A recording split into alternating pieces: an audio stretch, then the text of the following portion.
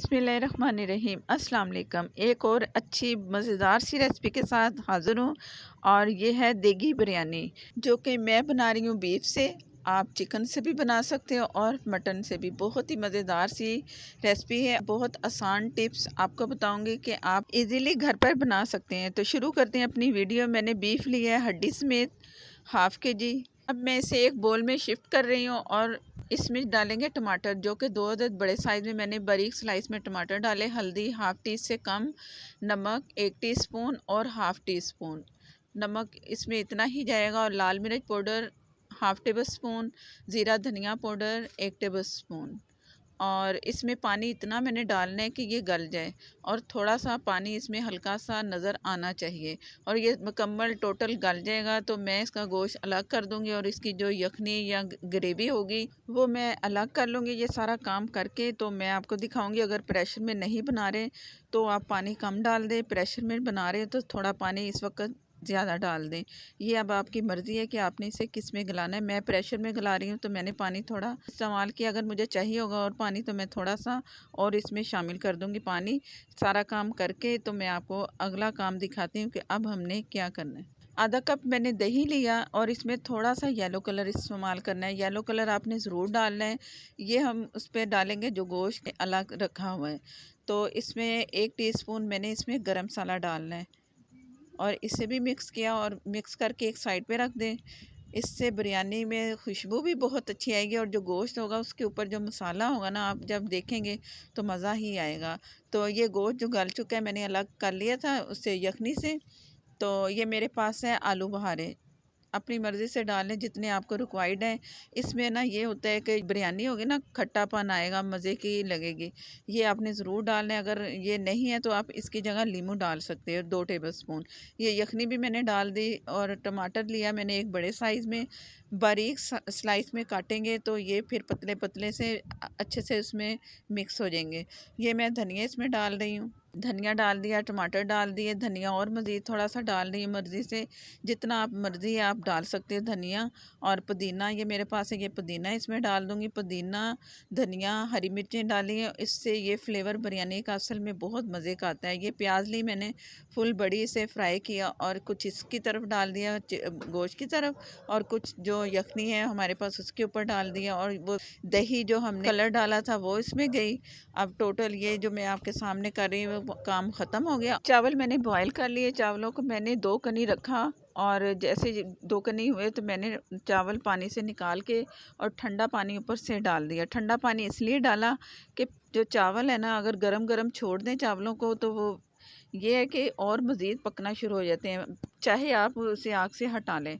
तो इसलिए ठंडा पानी डाला ताकि उसकी जो कुकिंग का प्रोसीजर है ना वो रुक जाए, और हमारे पास चावल जितने मुझे चाहिए थे ना इसका कनी, उतने ही उसी पे रुके हुए। ये आप देख लो अलग अलग चावल हैं। जब मैं बिरयानी में तय इसकी लगाऊंगी चावलों की तो आप देखना कितने खड़े खड़े से चावल हैं। अक्सर जुड़ जाते हैं, ऐसा बिल्कुल नहीं होगा, आपने एहतियात करनी है। और हाफ़ के जी से ज़्यादा मैंने चावल लिए हैं। आप हाफ़ के जी भी ले सकते हो, कम ज़्यादा चावल आप कर सकते हो। तो जो लेयर हमने नीचे लगाई थी उसके ऊपर ये चावल लगा देंगे। चावल देखो कि कितने खिले खिले से हैं, इसलिए कि मैंने ठंडा पानी ऊपर डाल दिया था तो वो उसका पकना रुक गया। अच्छी सी लेयर लगा देंगे और चम्मच से आप सेट कर दें इसे, कहीं से ऊपर नीचे ना हो चावल। हर तरफ से एक जैसी लेयर ये आपने ऊपर से लगानी है और दबा देना है, ताकि जो नीचे वो हमारे पास बीफ था उसके ऊपर सारे चावल लग जाएं। और ये मेरे पास है आधे कप से ज़्यादा ऑयल। इसे आपने इस तरह डालना है जैसे मैं डाल रही हूँ, और हर तरफ जाना चाहिए, कहीं से भी कोई कसर ना रहे। अगर नहीं डालेंगे, एकदम दरमियान में डाल देंगे तो चावल हमारे पतीले के साथ चिपक सकते हैं। तो ये आपने एहतियात करनी है। टोटल मैंने ये इसमें ऑयल डाल दिया। ये है मेरे पास ऑरेंज येलो कलर। ये सिर्फ एक लाइन पे आप डाल दो। इससे ये होगा कि ये हमारे चावल इधर से भी वाइट और दूसरी साइड से भी वाइट और दरमियान में कलर आएगा। और ये गरम मसाला इसमें मैंने थोड़ा सा डाल दिया। क्योड़ा डालेंगे। क्योड़ा जो इसका ढक्कन है ना वो आधे से कम मैंने इसमें डालना है।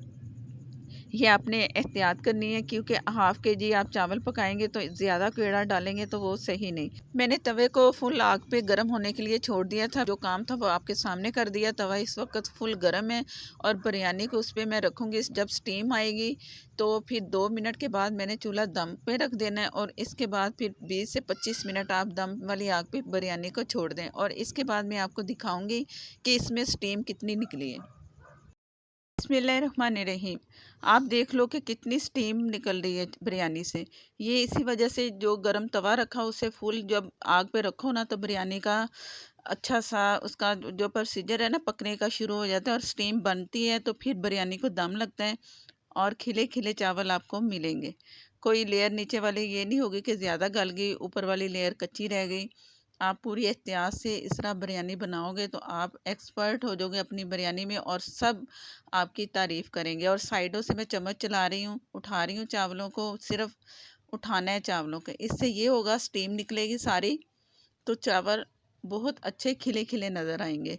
अभी कलर भी नहीं मिक्स करना। कलर मैंने सिर्फ चम्मच से उठा के इसे डिश आउट करके आपको दिखाऊंगी, चम्मच नहीं चलाऊंगी पूरी बिरयानी में। और इस साइड पे जो बीफ था वो है और जो कलर है, कलर भी आप जब उठाओगे ना चावलों को, ये इस तरह ये वाइट चावल हमारे रह रह चुके हैं और ये वाले कलर वाले होंगे। जैसे जैसे चम्मच से मैं उठाती जाऊंगी, इसको चलाना नहीं है मैंने बिरयानी को। ये मैंने वहाँ से उठाए चावल और इसमें डालती गई, डिश आउट कर रही हूँ। और मसाले वाले जो चावल होंगे ना वो ऊपर वाली लेयर पे डालूंगी जिसमें हमने बीफ पे मसाला डाला था। और बहुत मज़े की खुशबू आ रही है। आप यकीन करो जब आप बनाओगे तो आपको डिफरेंट जायका मिलेगा देगी बिरयानी वाला। बल्कि बाज़ार वाली जो बिरयानी आप खाते हो ना उससे भी ज़्यादा मज़े का मिलेगा आपको जायका और आप हो जाएंगे खुश।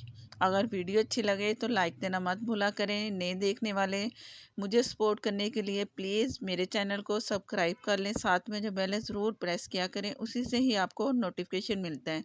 और मैं आपको बीफ चेक करवाती हूँ कि कितना गला हुआ है, कितना मज़ेदार सा। ऊपर उसके जो मसाला आपको नज़र आ रहा है ये वही मसाला है जो हमने अलग से इसके ऊपर डाला था।